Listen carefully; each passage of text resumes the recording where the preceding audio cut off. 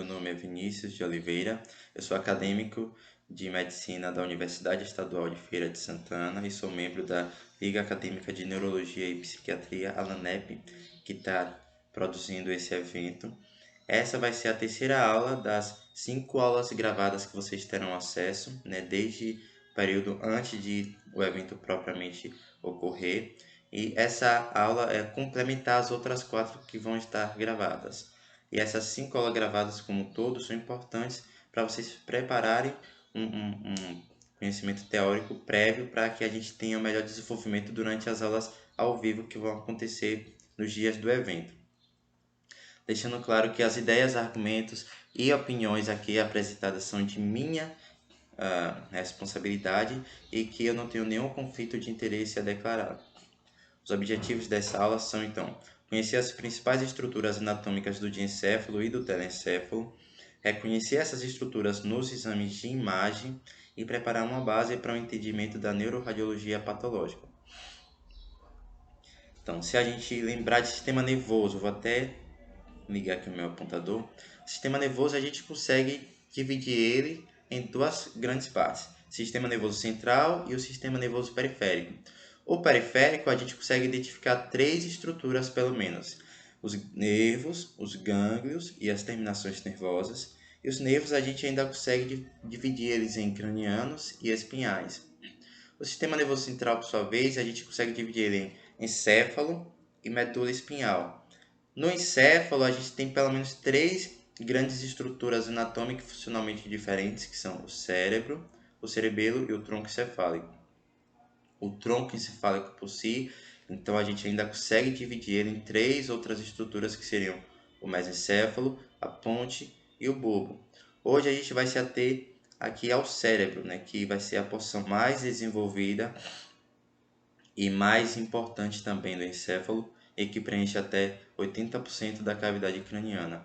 Lembrando que no período embrionário, no período fetal, né, período intraútero, a gente tem o tubo neural que vai dar origem ao sistema nervoso central, e ele produz algumas dilatações. Então, uma dessas dilatações do tubo neural vai ser o prosencéfalo, que vai dar justamente origem ao telencéfalo e diencéfalo, que é o que a gente vai comentar hoje. O telencéfalo acaba se desenvolvendo bem mais do que o diencéfalo, então ele acaba praticamente cobrindo todo o diencéfalo, que fica escondidinho ali no meio do telencéfalo. Então vamos falar do diencéfalo antes do telencéfalo.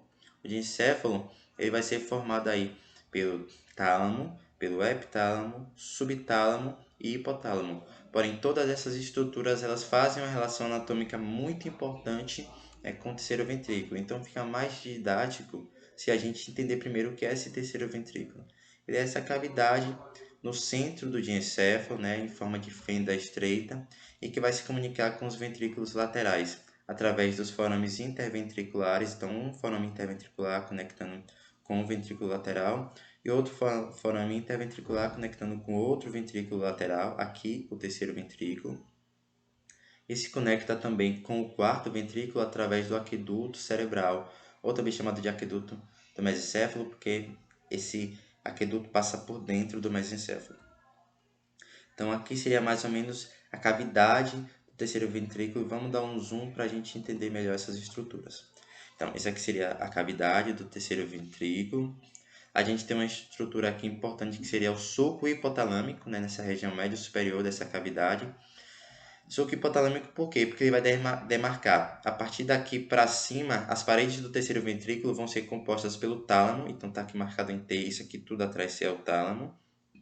E aqui para baixo, as paredes do terceiro ventrículo vão ser compostas pelo hipotálamo. Então, por isso que sulco hipotalâmico. Esse sulco hipotalâmico ele vai desde o forame interventricular até o aqueduto cerebral. O forame interventricular, a gente já comentou, ele vai dar conexão entre a cavidade do terceiro ventrículo e a cavidade dos ventrículos laterais. Então, se a gente espelhasse essa imagem, a gente veria para cá para trás um outro forame interventricular que também vai dar conexão à cavidade do outro ventrículo lateral. Esse A aqui é de aderência intertalâmica, é um feixe de fibras que conecta um tálamo ao outro tálamo e que não tem uma função muito importante, né? E que pode inclusive estar ausente em até 30% das pessoas. SP aqui é o septo pelúcido, que vai separar o corno anterior do terceiro ventrículo, né? Dos dois vai separar o corno anterior dos dois ventrículos laterais. Então, se a gente cavar aqui nesse septo pelúcido, a gente vai entrar na cavidade do ventrículo lateral. Esse F é de Fornix. E aqui é o aqueduto cerebral, como eu já comentei. Então, essa transição entre o sulco hipotalâmico e o aqueduto cerebral vai demarcar os limites entre diencéfalo, então aqui seria o diencéfalo, e para cá já começa o mesencéfalo. Essa região esquerda de vocês é a região anterior e aqui a direita seria a posterior. Então, o assoalho do terceiro ventrículo vai ser composto aqui de anterior para posterior, pelo quiasma óptico, pelo infundíbulo, pelo tubo ecinério e pelos corpos mamilares. Esses corpos mamilares já fazem parte aqui do hipotálamo, já fazem parte do hipotálamo, mas compõem o assoalho do terceiro ventrículo. A sua parede posterior, né, do terceiro ventrículo vai ser composta principalmente pelo epitálamo e a parede anterior vai ser composta principalmente pela lâmina terminal. Aqui é um videozinho mostrando em 3D o terceiro ventrículo aqui no meio. Esse buraquinho é onde passa a aderência intertalâmica, então ele se conecta com os ventrículos laterais, como a gente comentou, através aqui dos forames interventriculares, aqui os forames interventriculares, e vai se conectar também com o quarto ventrículo através do aqueduto cerebral que está aqui. Aqui um corte coronal do cérebro, mostrando aqui o terceiro ventrículo, aqui os ventrículos laterais. Aqui uma TC também, corte coronal, mostrando também o terceiro ventrículo, os ventrículos laterais.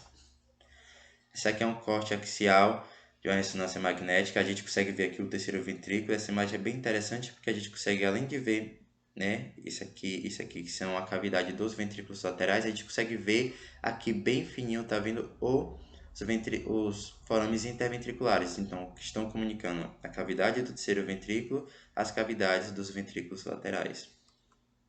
Por fim, aqui um corte sagital, né, de ressonância magnética altamente ponderada em T2. A gente consegue ver a cavidade aqui do terceiro ventrículo, aqui seria o ventrículo lateral, e aqui o aqueduto do mesencéfalo, né, o aqueduto cerebral. E aqui está o aqueduto cerebral fazendo a conexão do terceiro ventrículo com o quarto ventrículo. Então vamos lá, propriamente entrando no diencéfalo. Uma de suas estruturas vai ser o tálamo. Então o tálamo aí vai ficar aqui escondidinho, né, no diencéfalo. Ele vai ter uma função principalmente associada aí de integração de informações sensoriais, né? Então associada à função de sensibilidade e também associado a controle de estado de vigília, né? A gente tem fibras do sistema ativador reticular ascendente que passam pelo tálamo.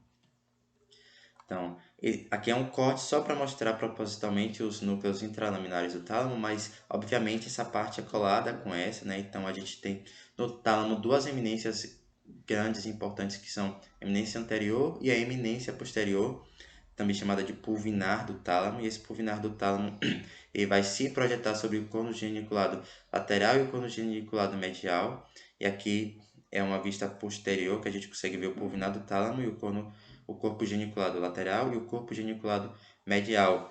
O corpo geniculado medial vai estar associado com a via auditiva e o corpo geniculado lateral vai estar associado com a via visual, via óptica. Aqui é um corte coronal, né, mostrando o tálamo como ele faz parte aqui das paredes do terceiro ventrículo e também das paredes dos ventrículos laterais. Ele vai ser separado do telencéfalo pela cápsula interna aqui lateralmente. Aqui é um exame de imagem, uma ressonância magnética também em corte coronal, que vai mostrar aqui o tálamo fazendo a parede aqui do terceiro ventrículo e também fazendo parte das paredes dos ventrículos laterais, e aqui a cápsula interna que separa o tálamo do resto do telencéfalo. Aqui um corte axial, então a gente vê aqui o tálamo, o terceiro ventrículo, aqui a gente consegue ver um pouquinho do forame interventricular, e aqui os ventrículos laterais. Aqui tem várias outras estruturas também que a gente vai conhecer durante a aula. Aqui por último, o corte sagital, a gente vê aqui o tálamo fazendo bastante relação aqui com o ventrículo lateral.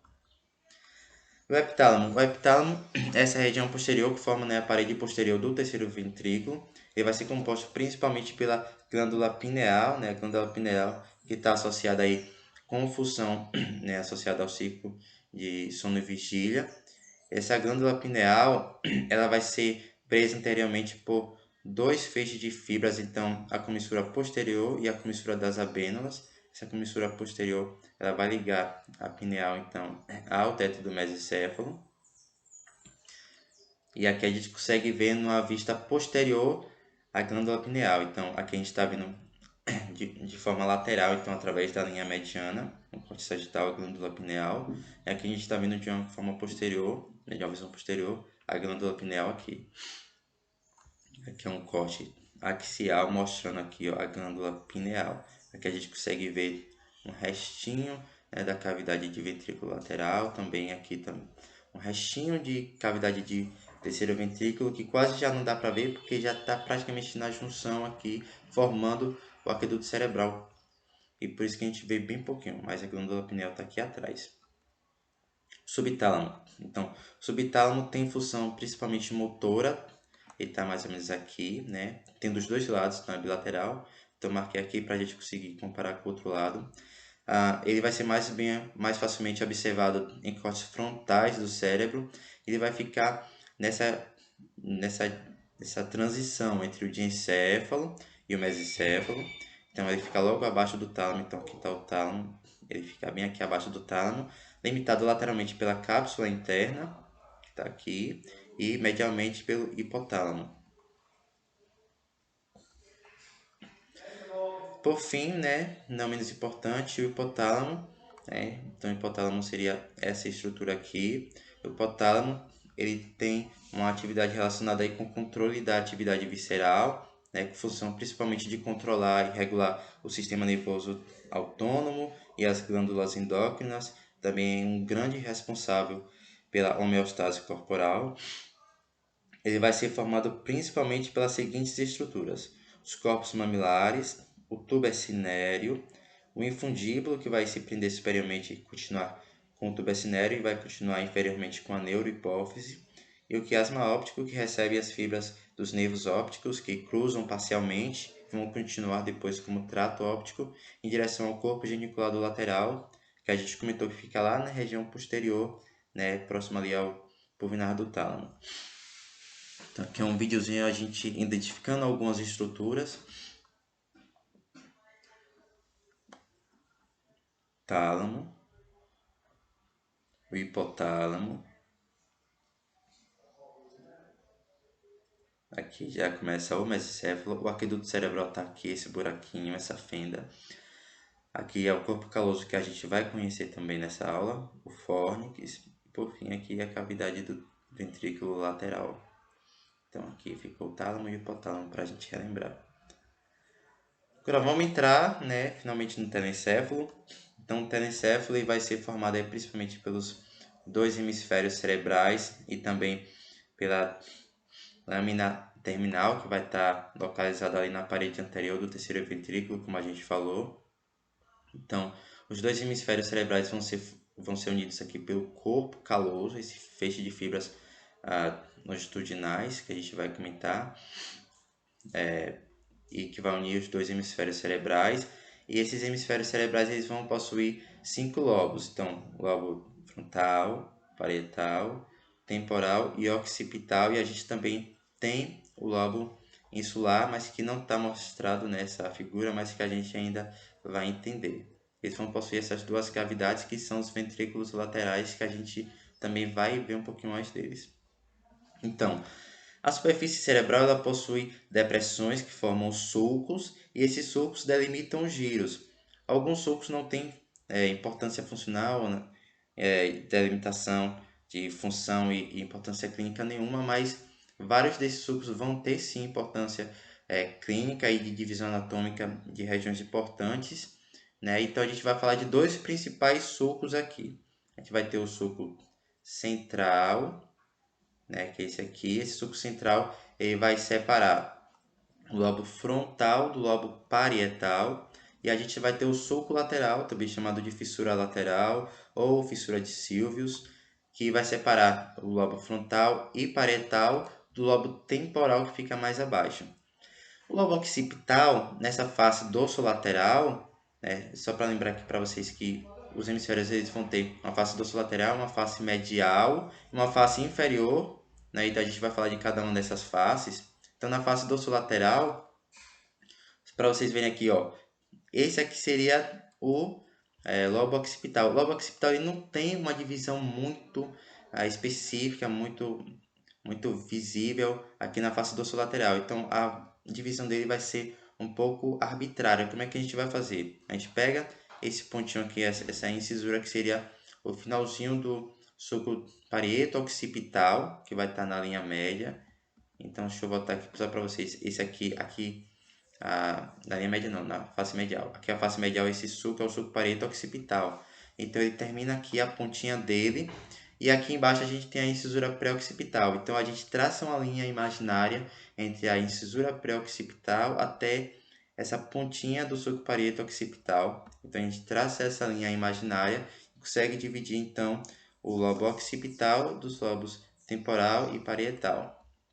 Então tirar essas colorações aí, essas cores, para a gente conseguir conversar um pouco mais sobre cada lobo. Então, esse sulco central, ele vai ser sulco central porque ele está no centro, obviamente. Ele vai separar dois giros muito importantes, o giro pré-central e pós-central. Pré-central porque está na frente do sulco central, pós-central porque está atrás desse sulco central. Então, vamos falar aqui primeiro desse giro pré-central e do lobo frontal. O giro pré-central ele é uma área clinicamente muito importante porque ele é responsável, né, por conter aí o córtex motor primário. Então, lesão nessa região cortical aqui e as fibras que fazem conexão com ele vai ter uma apresentação clínica de paresia ou então de paralisia de diversas áreas do corpo.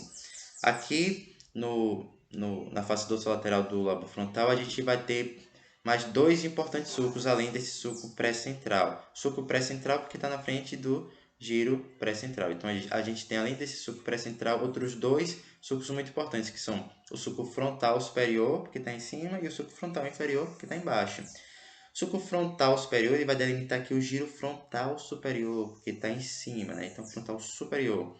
Entre os sulcos frontal superior e inferior a gente vai ter o giro frontal médio e aqui embaixo o giro frontal inferior. Importante lembrar que esse sulco lateral ele vai ter três ramos, né? Então ramo posterior, ramo ascendente e ramo anterior. Anterior porque está mais na frente, ascendente porque ele sobe e posterior porque está mais para trás, né? Então fica bem claro. Esses ramos anterior e ascendente do sulco lateral eles vão dividir esse giro frontal inferior em três partes importantes. Então uma parte orbital, uma parte triangular e parte opercular. Parte orbital porque está mais próximo das órbitas, né, dos olhos. Parte triangular porque tem mais ou menos uma forma triangular aqui. E parte opercular porque tudo que está próximo da ínsula a gente chama de opérculo. Só vou adiantar aqui para vocês verem, a ínsula está aqui dentro. Se a gente cavar um pouquinho a gente vê a ínsula. Então, voltando para cá, tudo que está perto da ínsula a gente acaba chamando de opérculo. Então, tem opérculo frontal, opérculo parietal e opérculo temporal. Então, essa parte seria a parte opercular. Aqui nessa região, principalmente na região da parte opercular e da parte triangular desse giro frontal inferior, encontra-se a área de Broca. Essa área de Broca está responsável pelo controle motor da linguagem. Então, o paciente que tem uma lesão aqui, seja por uma lesão expansiva, por um acidente vascular cerebral, um AVC, né, ele pode ter uma afasia expressiva justamente por lesão dessa área aqui. Então tá, pro lobo frontal seria mais ou menos isso aí. Agora, pro lobo temporal, que é esse aqui de baixo. O lobo temporal ele vai ter dois sulcos principais, que vão ser o sulco temporal superior e o sulco temporal inferior. Então, o sulco temporal superior ele vai delimitar aqui o giro temporal superior, que está em cima. Aqui a gente tem o giro temporal inferior, então giro temporal superior, giro temporal médio. A gente tem três giros aqui, então giro temporal superior, giro temporal médio e giro temporal inferior, né? E aqui são sulcos temporal superior e sulco temporal inferior. Essa região mais posterior e superior desse giro temporal superior, então tem o giro temporal superior, essa região mais posterior e superior dele vai estar relacionado principalmente com a área cortical chamada de área de Wernicke. Essa área de Wernicke ela vai conter o córtex associado aí com a compreensão da linguagem. Então, o paciente que tem uma lesão aqui, seja lá por qual mecanismo for, ele pode ter uma afasia de compreensão da linguagem, né? Então, ele não compreende o que é falado. Ele tem até controle motor vocal, pode estar íntegro, mas ele não compreende exatamente o que é falado. Então, está mais ou menos nessa região. Na verdade, essas áreas de Broca e de Wernicke elas se conectam por feixes de fibras que fazem mais ou menos esse trajeto aqui. Então, não necessariamente você precisa ter uma lesão pontual aqui na área de Broca ou na área de Wernicke para ter afasia. Na verdade, se você tem alguma lesão em qualquer um desses pontos que conectam essas duas áreas, você também pode ter uma afasia nesse paciente. Aqui, o lobo parietal ele vai ter o sulco pós-central. Esse sulco pós-central porque está depois do sulco central. Então, tem o sulco central, o sulco pré-central e o sulco pós-central. E aqui, então, tem delimitado o giro pós-central porque está atrás do sulco central. Esse giro pós-central ele é uma área clinicamente também muito importante porque a gente vai ter aqui o córtex somatosensorial primário, né? O córtex sensorial primário. Aqui a gente também vai ter um sulco importante, que é o sulco intraparietal. Esse sulco intraparietal vai dividir o lobo parietal em lóbulo parietal superior e lóbulo parietal inferior. E aqui no lóbulo parietal inferior, a gente tem esse finalzinho aqui, né, do sulco lateral, que vai dividir esse lóbulo parietal inferior em dois giros importantes. Então, o giro supramarginal, porque está na margem do finzinho desse sulco lateral, então giro supramarginal e giro angular. O giro occipital na face dorsolateral do cérebro não tem sulcos e giros muito importantes, não. Aqui só uma representação do homúnculo de Penfield. Então, tanto o córtex motor primário quanto o somatosensorial, eles têm, né, uma divisão de correlação anatômica ao longo dos seus giros, em que na região medial, né, medial e superior, geralmente a gente tem uma inervação associada com membros inferiores ao decorrer, né, do giro, enquanto a gente percorre essa face dorsolateral em direção inferior, a gente vai passando aí pela inervação de tronco, de membros superiores, de face, até de faringe. Isso é importante para a localização de algumas lesões desses córtex, né, e sua correlação anatomoclínica. Aqui é uma ressonância magnética funcional, justamente mostrando a área de Broca e a área de Wernicke, aqui no giro frontal inferior, e nessa região aqui próxima da região posterior superior do giro temporal superior. Aqui o lobo insular. Antes de falar do lobo insular, só quero mostrar para vocês, aqui a gente meio que cavou um pouquinho, a gente cortou um pouco essa região do lobo frontal e parietal.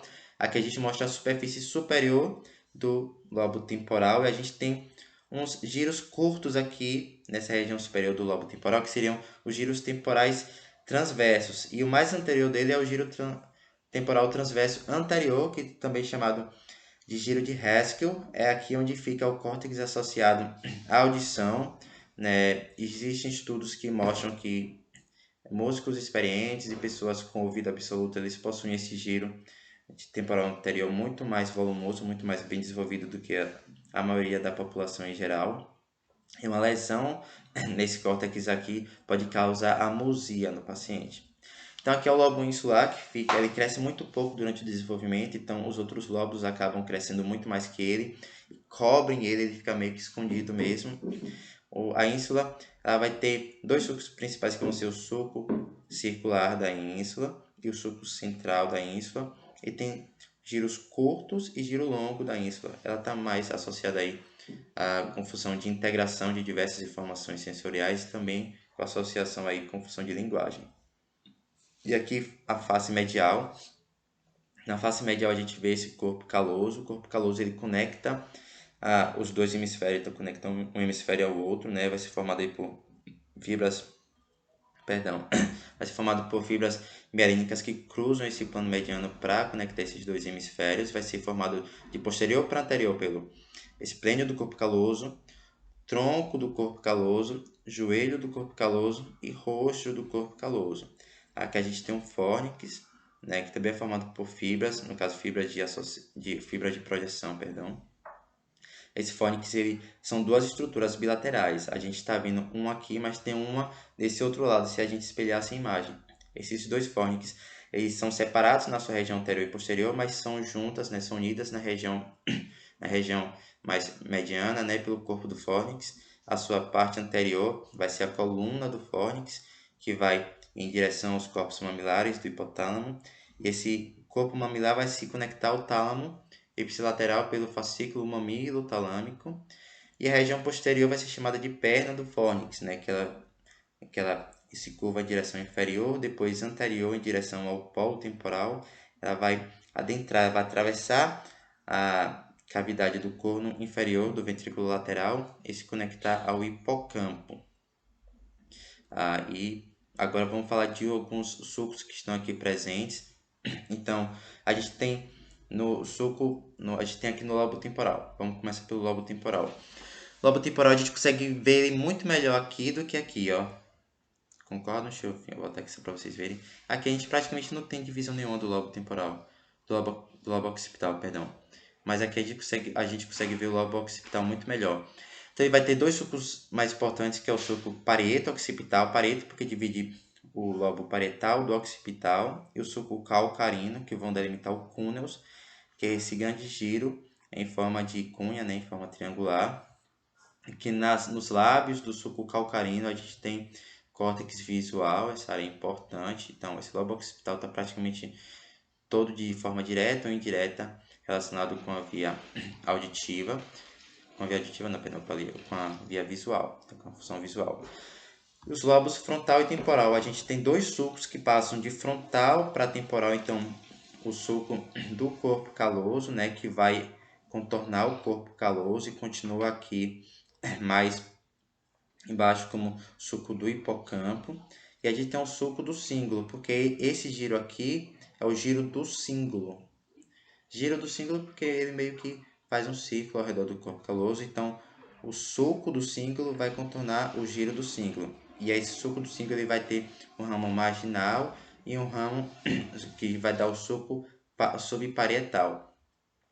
E aqui a gente tem o sulco paracentral. O sulco paracentral e o sulco paracentral e o ramo marginal do sulco do cíngulo. Então, o sulco do cíngulo vai dar o ramo marginal e aqui tem o sulco paracentral. Eles vão delimitar esse lóbulo paracentral. Lóbulo paracentral por quê? Porque aqui é o finalzinho do sulco central, então vou mostrar aqui, ó. Então aqui é o sulco central, né? Se a gente vê na vista medial, o sulco central está terminando aqui no meio, praticamente, do lóbulo paracentral. Então esse lóbulo paracentral, ele vai ter aqui o finzinho do córtex motor e córtex somatosensorial, associado principalmente à inervação dos membros inferiores, né, das pernas e dos pés, e também da bexiga.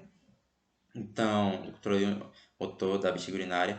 Então, quando a gente tem uma lesão aqui nesse lóbulo paracentral, né, seja por uma hidrocefalia de pressão normal, né, ou então por um AVC que seja, ou então uma compressão tumoral, qualquer lesão desse lóbulo paracentral vai causar, além de alteração motora dos membros inferiores, desde paresia até uma paralisia, mas também pode causar alteração urinária, né, e principalmente incontinência urinária.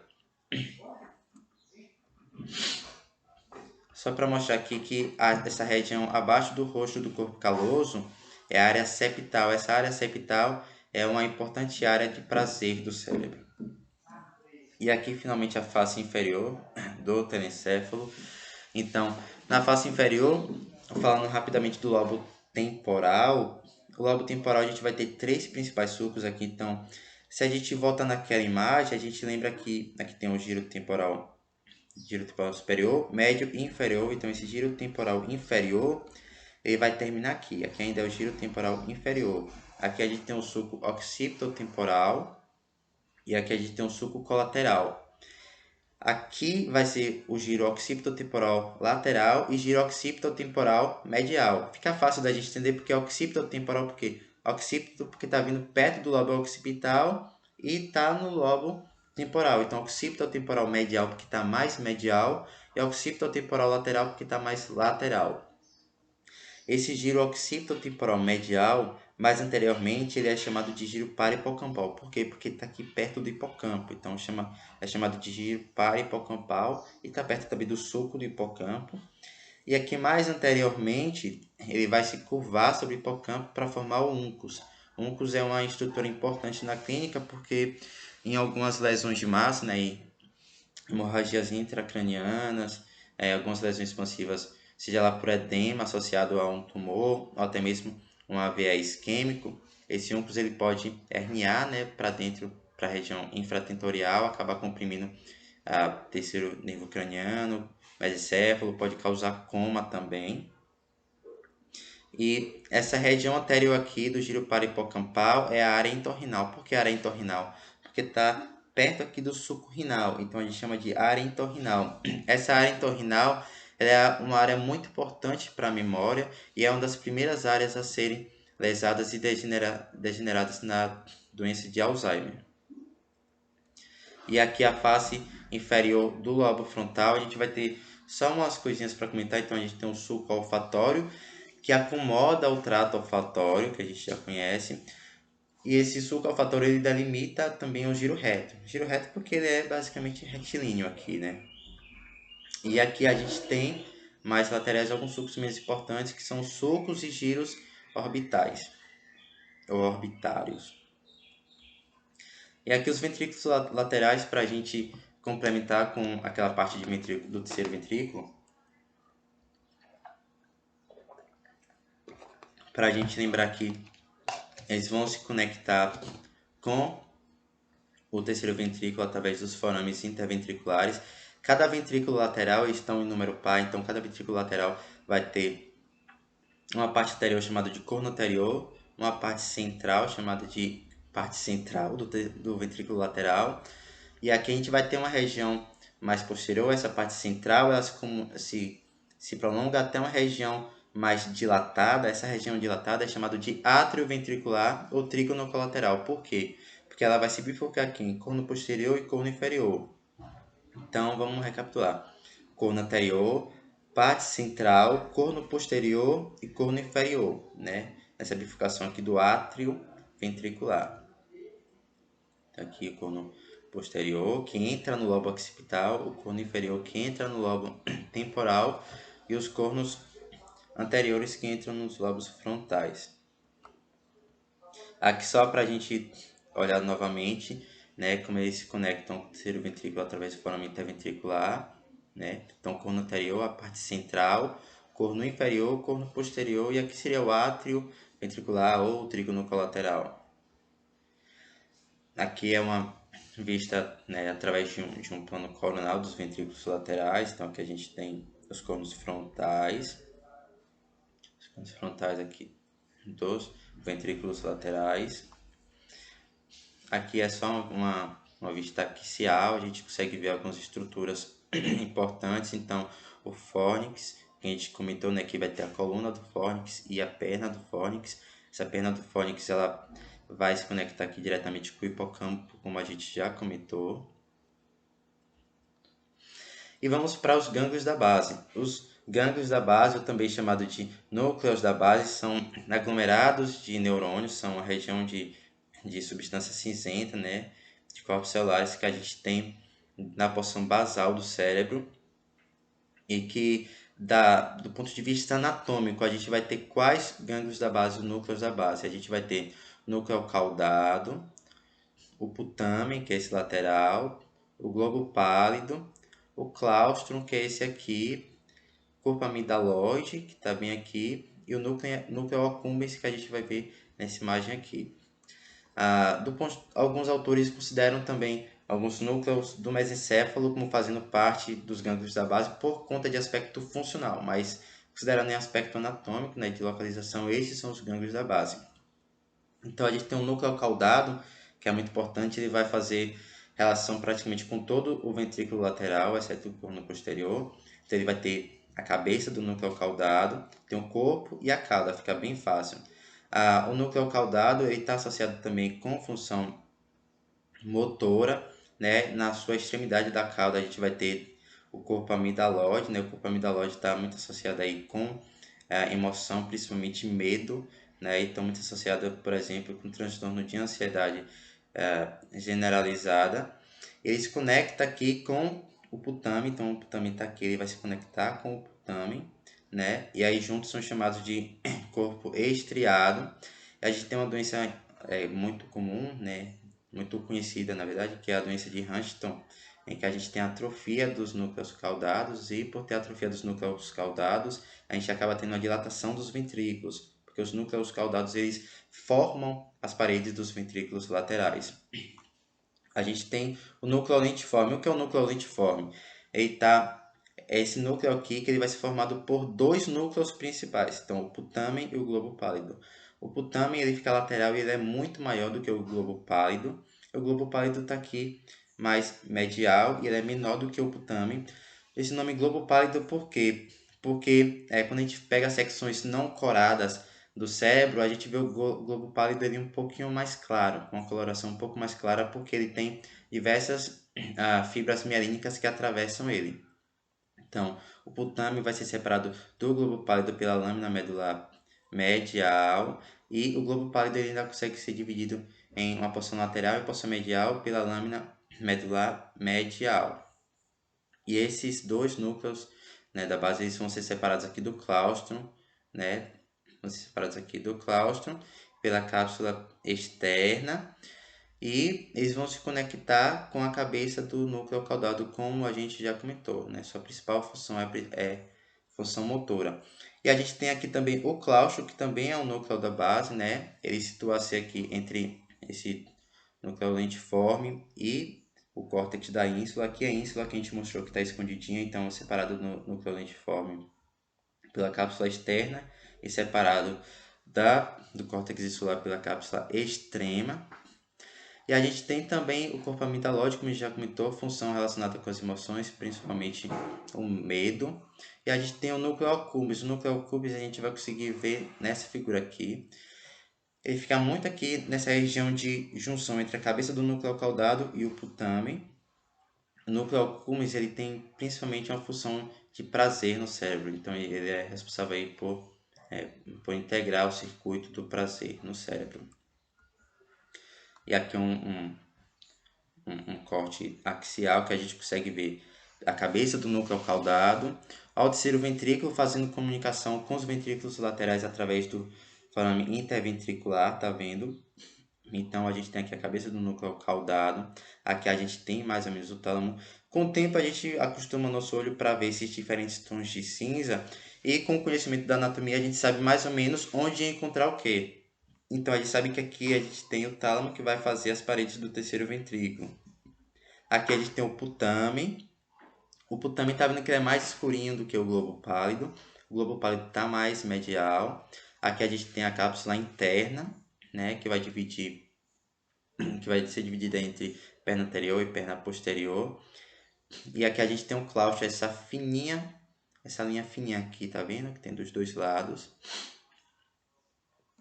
Aqui é um corte coronal, então a gente vê os ventrículos laterais, a cabeça do núcleo caudado também, fazendo parte aí, né, das paredes desse corno anterior. A gente tem o putame e o globo pálido aqui do lado, a cápsula interna, o claustrum aqui, ó, essa linha bem fininha, e aqui já é o córtex insular. Aqui é um videozinho que ele vai mostrar. Deixa eu ver se está com som.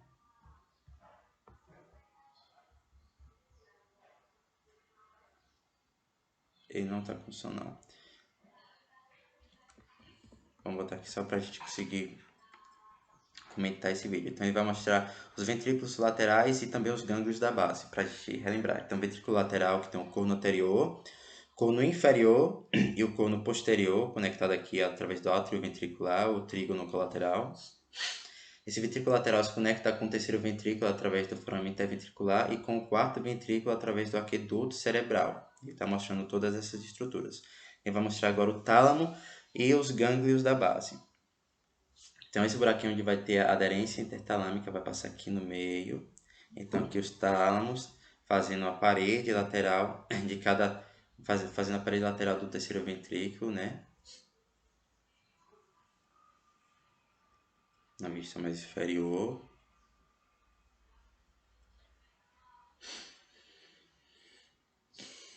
E agora ele vai mostrar o núcleo caudado.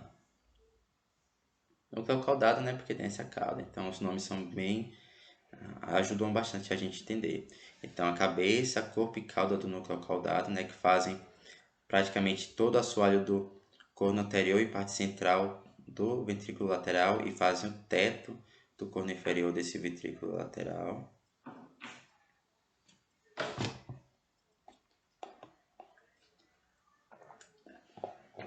A cápsula interna.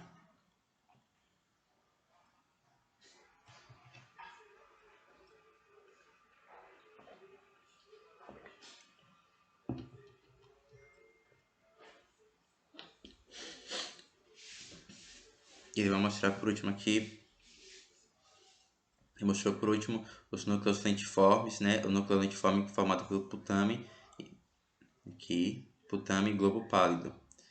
Esse putame está mais lateral, o globo pálido é aquele mais medial. O putame é bem maior que o globo pálido.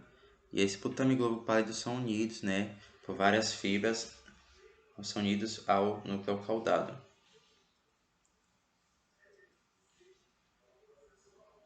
Como eles se unem aqui, a gente tem o núcleo accumbens mais ou menos nessa região.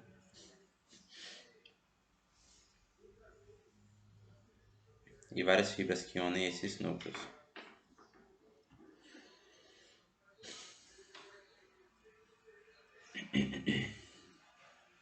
Vista mais inferior para a gente ver em dimensão 3D. E pronto. Então aqui é um corte coronal, né, do cérebro. E a gente consegue ver aqui, vamos tentar identificar. Então, terceiro ventrículo, ventrículos laterais. Aqui é o núcleo caudado. Aqui a gente vai ter o tálamo, né, fazendo conexão, fazendo relação com as paredes do terceiro ventrículo.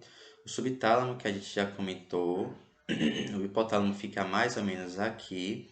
A cápsula interna, que vai separar o tálamo e essas estruturas do núcleo lentiforme. Então, aqui a gente tem o putame e o globo pálido. Então, a gente consegue ver aqui o globo pálido sendo separado do putame e separado também entre duas partes. Aqui tem o claustro, essa linha bem fininha, cápsula externa, cápsula extrema. E para falar só do centro branco medular, o centro branco medular é formado por fibras mielínicas. Então a gente tem um córtex, que é a substância cinzenta, e o centro branco medular é justamente a substância branca, né? Fibras mielínicas, e a gente vai ter dois tipos de fibras, fibras de projeção e fibras de associação. As fibras de associação, elas vão unir áreas corticais, então unir uma área do córtex a outra área do córtex, né? do outro hemisfério, ou então do mesmo hemisfério. E as fibras de projeção, elas vão juntar ou associar uma área cortical a uma área subcortical.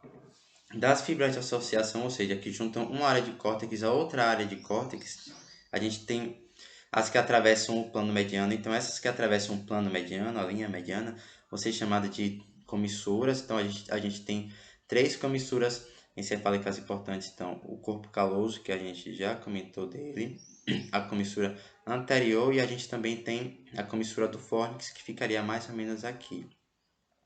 As fibras de projeção são praticamente o fórnix por si, né, que vai conectar os corpos mamilares ao hipocampo.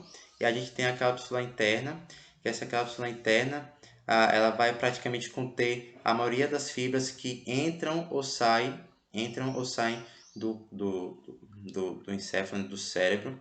Então a cápsula interna passa aqui, a gente tem a perna posterior e a perna anterior. Aqui no meio a gente tem um ângulo que forma o joelho da cápsula interna. Nessa figura a gente consegue ver aqui a cápsula interna acima do nível núcleos da base, ela forma a coroa radiada. Então, uma imagem aqui por último mostrando os gânglios da base novamente e a cápsula interna. Então, a cápsula interna, perna posterior, joelho da cápsula interna e perna anterior. E aqui a gente consegue ver nesse corte coronal a coroa radiada, né? Então, a cápsula interna e acima do nível dos núcleos da base a gente vai ter a cápsula interna sendo chamada e formando a coroa radiada. E agora vamos praticar, né? Lembrem dessa palavra-chave, vocês vão precisar dessa palavra-chave para preencherem o formulário de presença, né? Para provarem que assistiram às aulas. Então, dessa aula aqui, a nossa chave vai ser prosencéfalo. Então, vamos praticar. Esse vídeo aqui vai mostrar, primeiro, os ventrículos laterais e o terceiro ventrículo vai dar uma pesca, né? Vai mostrar direitinho com as cores bem demarcadas e depois a gente vai tentar ver sem essa pesca, né? Sem essa ajuda. Então a gente começa da parte superior do encéfalo, vamos descendo aqui até achar o ventrículo lateral. Opa, a gente começou a achar o ventrículo lateral. Ó, o corno anterior, parte central, corno posterior. A gente consegue ver aqui de marrom já o terceiro ventrículo. Ó, começa aqui os cornos inferiores dos ventrículos laterais, terceiro ventrículo. Ó, os cornos inferiores, caminhando aqui em direção ao polo temporal. Aqui a gente já não vê mais o corno inferior do ventrículo lateral. Agora vamos subir de volta. Então, aqui a gente continua vendo o corno inferior. Aqui já começa a ver o terceiro ventrículo se conectando com os ventrículos laterais. Aqui os cornos anteriores, corno posterior, trígono colateral e aqui a parte central do ventrículo lateral. Isso a gente está subindo, tá? No corte. Aqui a gente já não vê mais. E agora vamos tirar essa pesca, essas cores, vamos tentar ver sozinho. Vamos abaixar esse corte de cima para baixo. Então a gente vai vindo abaixando, né? Nesse corte axial e procurando o ventrículo lateral, aqui a gente já começa a ver parte central, corno posterior. Já começa a ver parte do corno anterior, já começa a ver um pouquinho do terceiro ventrículo aqui. Terceiro ventrículo, ó como aqui a gente já começa a ver, ó, os forames interventriculares, ó como a gente consegue ver direitinho, conectando com os ventrículos laterais. A gente começa a ver aqui um pouquinho do corno inferior, dos ventrículos laterais, aqui ainda, um pouquinho aqui ainda. Aqui a gente já não vê mais. Agora vamos subir de novo. A gente está aqui de baixo, vamos subir nesse corte. Corno inferior dos dois lados. Corno inferior a gente ainda vê aqui. Aqui a gente já começa a ver o terceiro ventrículo, ó, o forame interventricular, os cornos anteriores dos ventrículos laterais, o átrio ventricular, o trígono colateral, corno posterior e a parte central. A gente vai subindo até uma parte que a gente já não vê mais os ventrículos laterais. Por que que é importante a gente entender a morfologia dos ventrículos e também das outras estruturas? Porque esses ventrículos eles fazem relação com muitas estruturas importantes. Então a gente entendendo qual é a morfologia normal dos ventrículos lateral e terceiro ventrículo, a gente consegue ver quando é que eles estão alterados e a gente consegue procurar as estruturas que estão ao redor. Então você consegue procurar tálamo, o núcleo caudado, enfim. Então, por exemplo, nessa situação aqui, em que você observe aqui, a gente vai estar aqui nessa região superior, corte axial também, a gente vai descendo nesse corte, você já começa a ver uma região de hipodensidade importante aqui. Isso aqui no hemisfério cerebral esquerdo. Ó, cadê o ventrículo lateral esquerdo? Deixa eu botar aqui para vocês verem novamente. Vocês vão ver que a gente vem descendo e a gente praticamente não encontra o ventrículo lateral esquerdo. Essa aqui é a região esquerda, essa aqui é o hemisfério direito. Então, essa área aqui de hipodensidade, ó, o ventrículo lateral direito, mas cadê o esquerdo? A gente praticamente não vê, porque isso aqui é um infarto extenso da artéria cerebral média. Vocês vão ver na quinta aula, na aula de Poliana, que a gente consegue entender muito bem qual é a área de vascularização de cada artéria. Como é que a gente sabe se isso aqui é de artéria cerebral média, anterior ou posterior? Mas o importante é o que? Esse infarto, isso aqui provavelmente é um infarto que já tem mais de 24 horas do início do evento, né? Porque a gente já consegue ver essa hipodensidade muito bem marcada nessa tomografia. Mas vocês viram que esse edema acabou meio que colapsando essas cavidades do ventrículo lateral esquerdo. Então, é importante para vocês conseguirem identificar essas alterações. E por mais que vocês não consigam, por exemplo, ver o edema, às vezes a gente não consegue ver o edema associado, por exemplo, mesmo que seja uma lesão tumoral ou até mesmo ao infarto, um AVC muito agudo, a gente às vezes não consegue ver esse edema, mas a gente consegue ver que tem alteração. Por quê? Porque a morfologia do ventrículo lateral, às vezes do terceiro ventrículo, está alterada. Então, a gente vai ver agora uma série de imagens em cortes, né, coronais, em cortes axiais e cortes sagitais.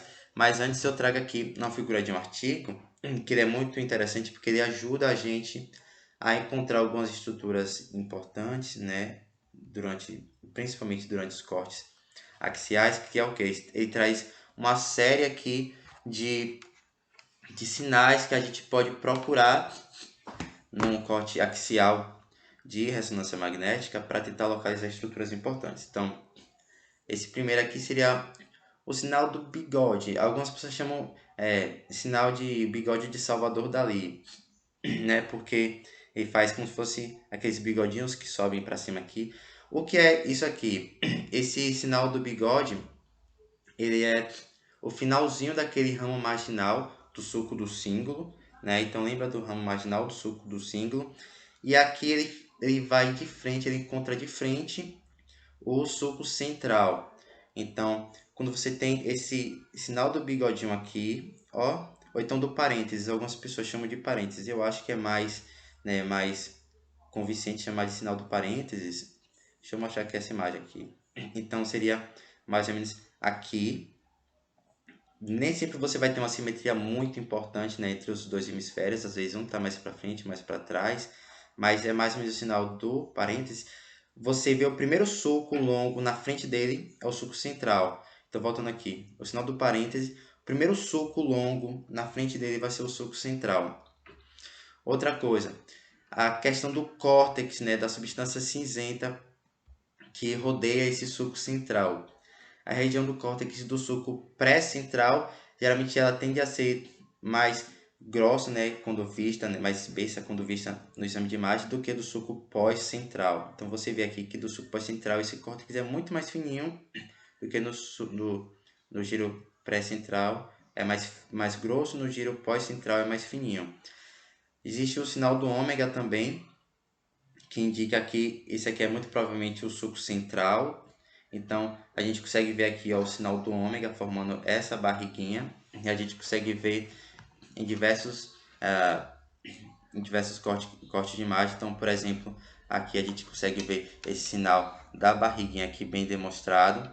Inclusive, essa região da barriguinha aqui, né, do ômega, é a região motora da mão, geralmente que fica na região de inervação da mão. Então, a lesão nessa região, muito provavelmente a gente vai ter uma paresia ou até mesmo uma paralisia da mão contralateral. Então, o sinal do ômega já foi. O sinal do T, na verdade, está mostrando aqui o sulco frontal superior que encontra o sulco pré-central.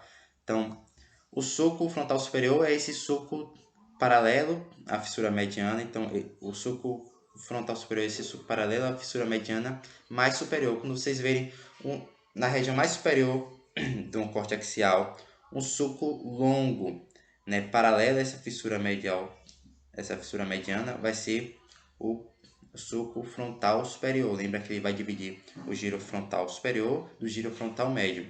Esse sulco frontal superior ele vai ele vai se encontrar com o sulco pré-central. Então, você consegue entender que isso aqui é o sulco pré-central, então isso aqui é o giro pré-central, isso aqui é o sulco pós-central. Então, ele ajuda você a identificar diversas estruturas importantes. E aqui, esse sinal que inclusive dá o nome desse próprio artigo, que é o The White Gray Sign. Então, o sinal da substância cinzenta meio esbranquiçada. É o que? No sulco central. E como é que a gente sabe que esse é o sulco central? Porque aqui, ó, lembra do sinal do ômega, o sinal da barriguinha, então a gente sabe que isso aqui provavelmente é o sulco central, além de que aqui a gente vê o sulco frontal superior, que encontra o sulco pré-central. Então, atrás do sulco pré-central, a gente vai ter o sulco central. O que é que tem nesse sulco central? Nos exames de imagem, principalmente na ressonância magnética, que a gente consegue ver melhor, o córtex do sulco central ele é muito mais branquinho, parece que é muito mais rarefeito do que das outras regiões corticais. Então vocês conseguem ver, por exemplo, aqui, ó. Esse aqui é o sulco central, o sulco frontal superior, o sulco pré-central, o sulco pós-central e aqui o sulco central. Vê como você consegue ver muito mais a substância cinzenta aqui do que aqui, não é? Olha aqui como essa substância cinzenta ela é muito mais intensa do que no sulco central. Então aqui seria o sinal da substância cinzenta meio esbranquiçada. Isso ajuda a gente a tentar localizar algumas regiões anatômicas importantes. Então vamos aqui, então, o sulco frontal superior, então esse aqui é o giro frontal superior, aqui é o giro frontal médio, o sulco frontal superior vai dar encontro com o sulco pré-central, então aqui é o giro pré-central, perdão, aqui é o giro pré-central, atrás do sulco pré-central a gente vai ter o sulco central. Nem sempre você vai ver, nem sempre você vai ver todos os sinais presentes, então você tem que saber a maioria desses sinais, porque quando você não tem um presente, você acaba vendo o outro presente. Por exemplo, aqui a gente não vê o sinal do ômega muito bem claro, mas você vê o sinal do parênteses aqui. Então você sabe que isso aqui é o sulco central, e porque você sabe que o sulco frontal superior se encontra com o sulco pré-central. Então você sabe que aqui é o giro pré-central e aqui é o giro pós-central.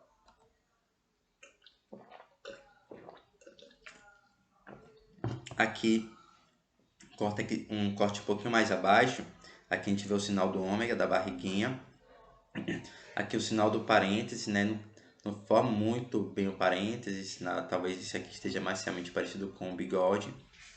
Então, aqui é o sulco central, então giro pré-central, giro pós-central. Se vocês encontram uma lesão aqui, você sabe que é uma lesão em córtex motor, aqui em córtex somatosensorial, giro frontal superior. E aqui, ó, uma pesquinha. Novamente, aqui a gente vai ter o sinalzinho do parênteses ou do bigodinho, né? Aqui a gente tem o sulco frontal superior terminando aqui no sulco pré-central, giro pré-central, sulco central, giro pós-central e sulco pós-central. Aqui a gente já começa a ver a cavidade aqui dos ventrículos laterais. Quem é que acompanha o ventrículo lateral? Os núcleos caudados. Então, isso aqui seria o núcleo caudado, o corpo caloso, né? Que a gente já comentou. Então, o corpo caloso a gente ainda consegue identificar aqui um fórceps maior, fórceps menor. Isso aqui é só questão de nomenclatura. A coroa radiada aqui. A gente vai abaixando. Aqui a gente já começa a ver o início da cabeça do núcleo caudado, né? Aqui a gente já começa a ver um pouquinho do tálamo. Aqui os ventrículos laterais. A gente tem o corno anterior, o corno posterior, parte central. Né? Então, como eu falei aqui, a gente já começa a ver um pouquinho do tálamo. Isso aqui é o corpo caloso, né? A região do corpo caloso. O septo pelúcido, como a gente comentou lá no início, vai separar as cavidades dos ventrículos laterais. Aqui a gente já consegue ver muito mais estruturas. Então, cabeça do núcleo caudado, tálamo. Aqui a gente já consegue ver no comecinho aqui, hipotame, globo pálido vai estar aqui na região mais lateral. Cápsula interna, né? Perna anterior, perna posterior. Terceiro ventrículo, as cavidades dos ventrículos laterais aqui, cada uma. Então aqui a gente tem uma pesquinha, aqui é o córtex insular, né? A gente já consegue ver aqui o córtex da ínsula. Aqui a gente já tem uma visão bem melhor, então núcleo caudado. Aqui a gente tem o tálamo. Ó, o terceiro ventrículo aqui pequenininho, mas a gente consegue ver, aqui começa já a ver os forames interventriculares conectando, né, com os ventrículos laterais. Se a gente tem alguma obstrução em um desses forames interventriculares, o líquor não consegue drenar para o terceiro ventrículo e para o aqueduto cerebral. Então, o líquor continua sendo produzido e continua se acumulando. Então, a gente vai ter uma dilatação desse ventrículo. Né? Lembrando da doença de Huntington, quando a gente tem uma degeneração dos núcleos caudados, como não tem mais o núcleo caudado empurrando aqui o ventrículo lateral, esse ventrículo lateral ele vai se expandir. Aqui a gente tem o putame, daí vai ter o globo pálido aqui nessa região mais medial. Começa a ver o claustro já, aqui o córtex insular, aqui o restinho do corpo caloso. Começa a ver o fórnix também. Aqui a gente já começa a ver região temporal também mais bem pronunciada. Aqui a gente já vê meio que a junção, aqui já vê meio que a junção da cabeça do núcleo caudado com o putame, né? Aqui o claustro, a cápsula externa e a cápsula extrema, córtex insular, que já tem logo temporal, o colículo superior aqui, o tálamo fazendo relação com o terceiro ventrículo. Então, você pode até nem estar vendo muito bem o tálamo, mas você sabe que isso aqui é o terceiro ventrículo. Quem é que está coladinho na parede do terceiro ventrículo? O tálamo. Aqui é um corte mais inferior. O giro reto que a gente comentou, aqui tem os giros orbitários. Aí a gente sabe que muito provavelmente o trato olfatório vai estar um pouquinho para cá para baixo. Se a gente abaixar o corte, a gente já chega no trato olfatório. Aqui é o lobo temporal, lobo occipital, lobo parietal. Aqui já é tronco cefálico e cerebelo, que vocês vão ver em outras aulas. O aqueduto cerebral conecta o quarto ventrículo ao terceiro ventrículo. Então, esse aqueduto cerebral passando por dentro do mesencéfalo. A gente sabe, então, que isso aqui é o mesencéfalo. Vamos começar uns cortes agora coronais. Então, a gente aqui está vendo região muito anterior. Aqui a gente vê os lobos frontais, a gente não consegue distinguir muito bem as estruturas aqui, mas provavelmente aqui é o giro frontal superior, aqui o giro frontal médio e o giro frontal inferior, divididos aqui pelo sulco frontal inferior e sulco frontal superior. A gente avançando um pouco mais sentido posterior, a gente já consegue ver uma divisão bem melhor. Então, provavelmente isso aqui é o giro frontal superior, giro frontal médio, giro frontal inferior. Aqui a gente consegue ver ainda um pouco mais de estrutura já. Aqui o giro frontal superior, giro frontal médio, giro frontal inferior. Aqui a gente já consegue ver aqui o iniciozinho do corno anterior dos ventrículos laterais. Isso aqui seria a cabeça do núcleo caudado. Lembra que a cabeça do núcleo caudado está do ladinho do corno anterior do ventrículo lateral. Esse aqui é o putame se ligando aqui ao núcleo caudado. A gente consegue ver aqui já os ventrículos laterais começando já a se pronunciar, os lobos temporais. Aqui a gente já vê muito mais estruturas, né? O corpo caloso, fazendo a conexão dos hemisférios cerebrais. O septo pelúcido, separando as paredes dos ventrículos laterais. Aqui seria a cabeça ainda do núcleo caudado, conectando, a gente consegue ver bem nessa conexão com o putame. O globo pálido vai estar aqui no meio. Aqui, novamente, isso aqui está mais claro ainda, né? Núcleo accumbens, putamen, cabeça do núcleo caudado. Aqui a gente vai ter a cápsula interna, coroa radiada, corpo caloso, septo pelúcido dividindo os ventrículos laterais. Aqui a gente tem giro frontal superior, giro frontal médio, giro frontal inferior, né? Divididos pelo sulcus frontal superior e inferior. O lobo temporal aqui, então a gente consegue ver o giro temporal superior, temporal médio e temporal inferior. A gente consegue ver também o claustro, né, aqui. Novamente aqui giro frontal superior, médio e inferior. O corpo caloso, septo pelúcido, ventrículos laterais, putame, aqui, perdão, núcleo caudado, putame, cápsula interna. Aqui já é o córtex insular. Aqui a gente vê um restinho do claustro, né, que é aquela fitinha bem fina. Aqui é corpo do núcleo caudado novamente. Vamos lembrando porque é para a gente fixar essas estruturas. Ventrículos laterais. Já começa a ver um pouquinho do terceiro ventrículo aqui. Corpo caloso, giro frontal superior, inferior, médio e inferior. Aqui a gente já consegue ver bem a divisão do lobo temporal também. Então, giro temporal superior, médio e inferior, né? Aqui eu sou o temporal superior, sou o temporal inferior. Aqui é o trato óptico, né? Aqui a gente vê praticamente as mesmas estruturas fórnicas, septo pelúcido, corpo caloso. Aqui a gente vê o núcleo caudado. Olha como essa imagem a gente consegue ver muito bem o forame interventricular, conectando os ventrículos laterais com o terceiro ventrículo. Restinho de putame, globo pálido estaria aqui no meio, cápsula interna. A gente teria aqui o tálamo e o hipotálamo mais para baixo aqui. A amígdala está aqui, então a gente tem o corpo do núcleo caudado. Então a cabeça está aqui, aqui a gente está vendo o corpo do núcleo caudado. Ele vai fazer essa volta com a cauda e na pontinha da cauda a gente tem a amígdala cerebelar, que a gente comentou. Aqui a gente já vê o núcleo caudado bem pequenininho, né? Praticamente as mesmas estruturas, só que em corte diferente. As mesmas estruturas também, né? Núcleo caudado, ventrículos laterais, terceiro ventrículo, o tálamo, terceiro ventrículo, o tálamo.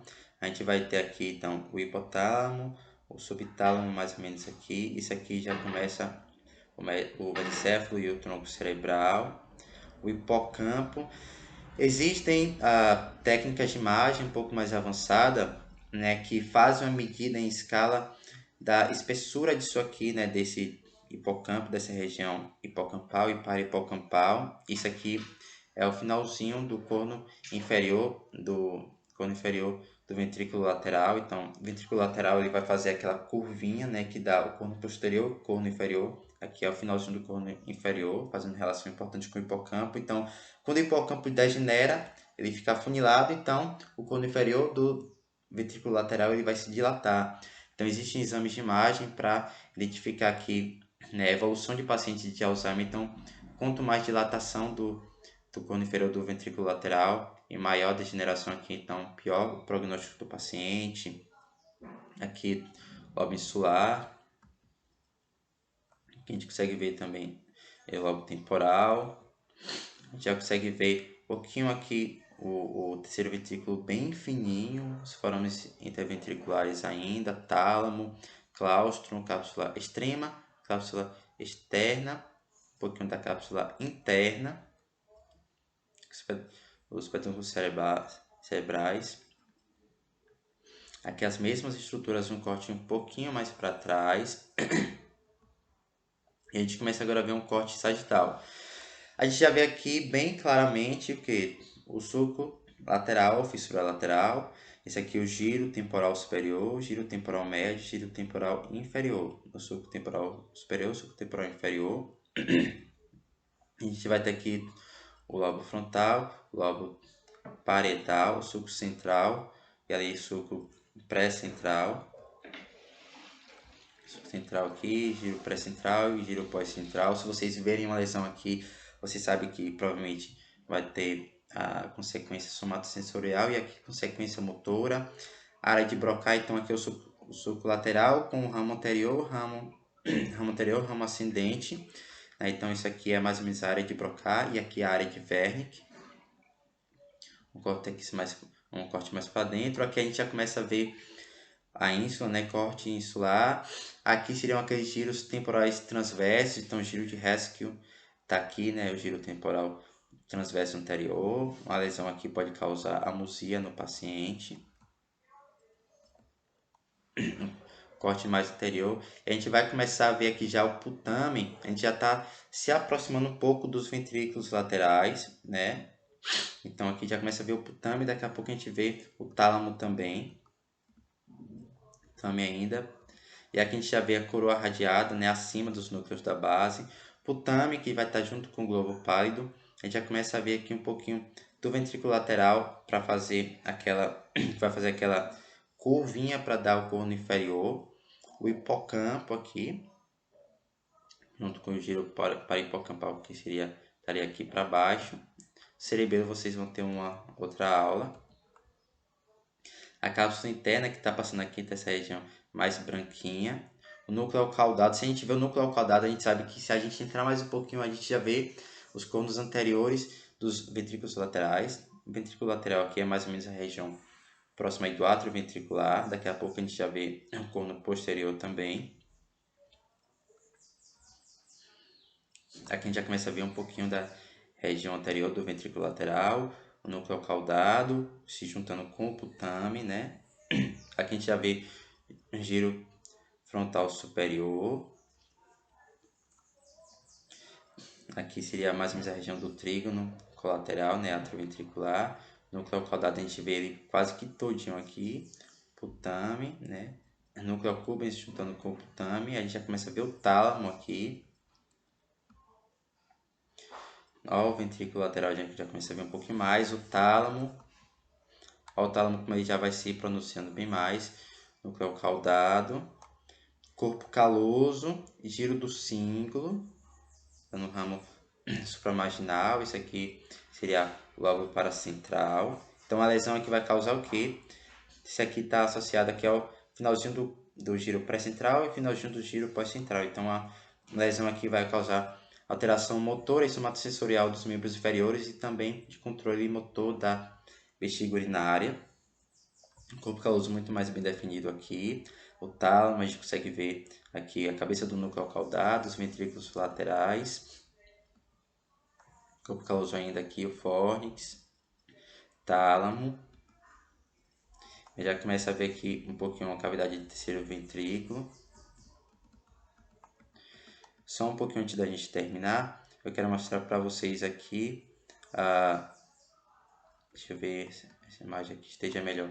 Aqui vai ser o epitálamo, né? Então, o epitálamo associado com o ciclo de sono e vigília. Deixa eu ver aqui a cavidade do ventrículo lateral. Lembrando, o corpo caloso, o giro do cíngulo que está bem em cima. Aqui seria mais ou menos o lóbulo paracentral, giro frontal superior, que termina aqui. E é isso, gente. Muito obrigado por ficarem até aqui, né? Assistam as outras aulas também. Essas foram as minhas referências e até logo. Qualquer dúvida, vocês entrem em contato com a nossa liga através, né, do nosso e-mail ou então através do nosso Instagram. Muito obrigado.